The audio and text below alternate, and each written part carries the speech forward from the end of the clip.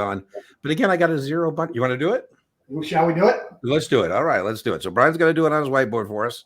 Here's the quick notes version, first of all. Okay. We're talking about cap gains on munis, right? We all know that interest on munis is tax-free. But the only thing.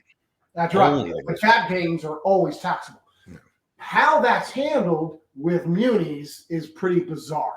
The IRS says, hey, we've been giving you this tax-free interest. We're not going to allow you to claim a gain or loss anytime you want. You have to adjust your original cost.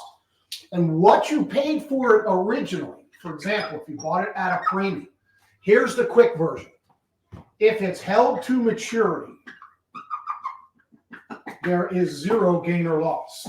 If sold prior to maturity, that's when you have to use this straight line amortization, right? You know, Dean, I've always wondered why the heck we have to know this stuff to do our jobs. But anyway, so here's how I graphically visualize this.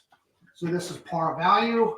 Let's say we bought the bond at $1,100, quoted at 110, right? And it matures in 20 years. So what you have to do, of course, is to adjust this cost over the life of the bond. So if you hold it, let's say, for 10 years, right? You bought it at $100 premium. It matures in 20 years. That means you have to adjust this cost by $5 a year. After 10 years, 10 times 5 would be $50. So your adjusted cost basis would be $1,050, or quoted as 105. So let's say you then sold it for $1,060, 106. There is then your $10 capital gain. And that's, there's about 8 pieces to this math. I just think graphically, visually, you can see it a little easier. And beautiful. Oftentimes it's sold halfway through its life. So all you have to do is adjust half the premium.